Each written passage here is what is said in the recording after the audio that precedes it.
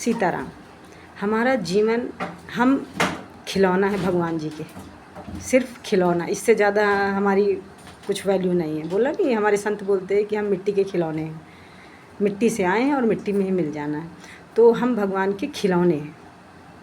बस खिलौना इधर मिट्टी का मनुष्य का टूटा मनुष्य रूप में तो कुत्ता बना दिया, आत्मा का चलता है, कर्मों का चलता है। फिर कहीं चींटी बना दिया तो कहीं चींटा बना दिया तो कहीं कुछ बना दिया तो कहीं कॉकरोच बना दिया, कहीं कुछ बना दिया।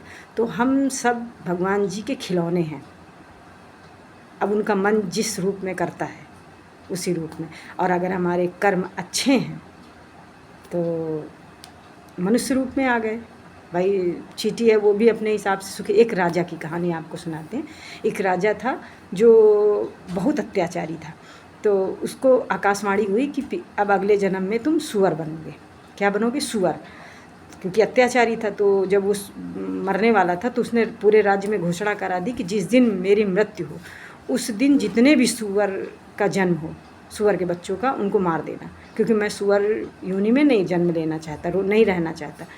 तो फिर कुछ दिन बाद राजा की मृत्यु हो गई और फिर उसके बाद उसने बोला था जिस दिन मैं मरूं उसी दिन, जिस दिन जितने भी सुअर के बच्चे हों सबको मरवा देना, क्योंकि मैं सुअर योनि में नहीं रहना चाहता। तो घोषणा पहले से ही हो चुकी थी। तो अब सारे सैनिकों ने ढूंढ ढूंढ के एक एक सुअर के बच्चे को मारना शुरू किया।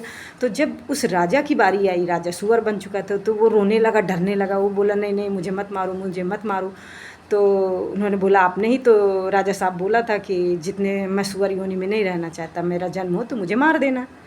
तो अब आपको मारना चाहते हैं तो आप बोलने, मैं अपने जीवन में खुश हूँ, मैं अपने माता पिता के साथ खुश हूँ, मुझे मत मारो। तो जिसको भी जो भी जन्म मिलता है कर्मों के हिसाब से, वो उसी जन्म में खुश हो जाता है। जिसको चींटी मिली तो चींटी भी अपने जन्म में खुश है, चींटा हुआ तो चींटा भी, कोई भी योनि हमें मिली हम उसी में खुश हो जाते हैं। तो बस दूसरों को देखने में लगता है कि हाँ ये खराब योनि है, पर उसी में वो सारा कर्मों का चक्र है। सीताराम।